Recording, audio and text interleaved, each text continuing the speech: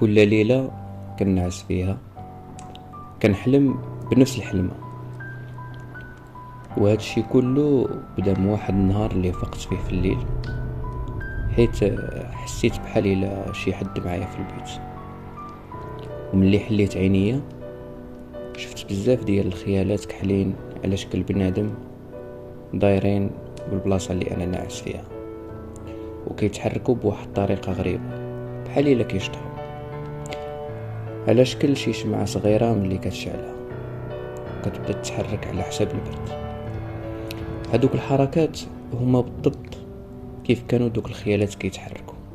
بغيت نشرح لكم غير الوضعيه اللي كنت كنعيشها من ديك الليله، وانا كنفكر مره كنعس فيها كنحلم براسي يلاه نتسكى فوق الناموسيه، كنتغطى وكنطفي الضو من حدايا.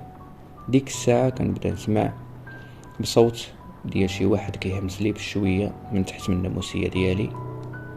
ملي كنحني راسي بوحدو كيبان ليا من الجهه الاخرى ديال الناموسيه رجلين ماشي ديال بنادم واقفين تماك. قبل ما نتحرك كيبان لي بلي ديك الحاجه هزات رجليها وحطاتها فوق الناموسيه، حيت كنحس بلي البلاصه اللي حدايا تقالت وكتهز رجليها الثانيه. كنرجع لبلاصتي وكنبقى عاطي لديك الحاجه بالظهر، وكنبدا نحس بها كتنفس حدايا وحدا عنقي، وانا كنبقى غير مكمش شماك في بلاصتي وما قادرش نتحرك حتى كنفيق غير بوحدي وكنلقى راسي كلي عرقان بزاف. كل ليله كنشوف نفس الحلم بالضبط من نهار شفت دوك الخيالات في بيتي، وهذه هي الحلمه الوحيده اللي وليت كنحلم. اخر مره فقت في الليل عرقان نط من بلاصتي باش نمشي للدوش. يلا هادي نحل الباب ديال بيتي وانا نشوف واحد المنظر اللي طيح لي الماء في ركابي. تلقنت حدا الباب ديال البيت، بانت ليا واحد البنت صغيره جالسه تماك وكتشوف فيا. ما قلت ديك الساعات حتى شي كلمه، بحال اللي ما بقيتش كنهضر، حيت في العاده ملي كنتخلع غير كانت بلوكا وممكن ما كنغوتش. ما حدي وانا كنشوف فيها وهي كتبان لي ديك البنت بحال مونيكا. شعلت الضو وفعلا كانت مونيكا. العصب اللي تعصبت ديك الساعه على اختي الصغيره ما تصوروش. مشيت لبيتها وحليته بلا ما ندق، وبديت كنغوت عليها وهي ناعسه وما فهمات حتى شي حاجه من اللي فاقت، وكنقول ليها اش هذا الضحك الباسل. شويه وكنتيها تقتليني بالخلعه. عمرني ما خسرت الهضره قدام الدار، ولكن ديك الليله خرجت داكشي اللي في قلبي بلا ما نحس.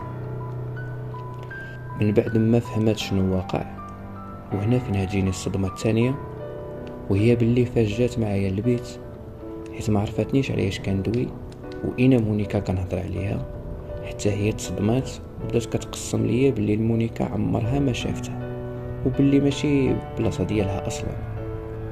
بقيت كنتقابح انا وياها لدرجه مشات هزات القران وبدات كتقسم ليا بالله ان المونيكا ماشي ديالها.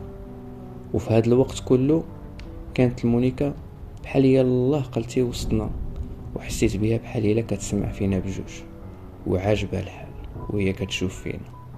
اختي قالت ليا باش نلوح الزبل ونخرجها من بيتي، ولكن شي حاجه منعتني واننا نلقى راسي تكرميت فرمشت عين، وقلت ليها خليها انا دابا نتكلف بها. خرجت اختي، شديت الباب، بقيت كنشوف في المونيكا وانا نحس بواحد الانجذاب ليها اللي غريب.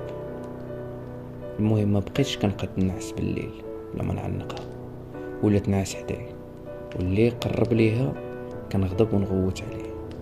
اما بالنسبه للحلمه باقي الصراحه كنحلمها وكنشوف نفس الحاجه. الحق اللي تبدل هو انني من نهار وليت كنعس حدايا المونيكا، وديك الحاجه اللي كتطلع فوق الناموسيه كتكا وتعنقني من اللور في بلاصه الخوف، كنحس بواحد الامان والطمانينه اللي زوينه بزاف.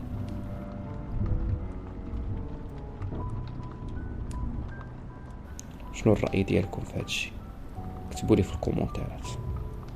تهلاو في راسكم، موعدنا قصة جديدة إن شاء الله.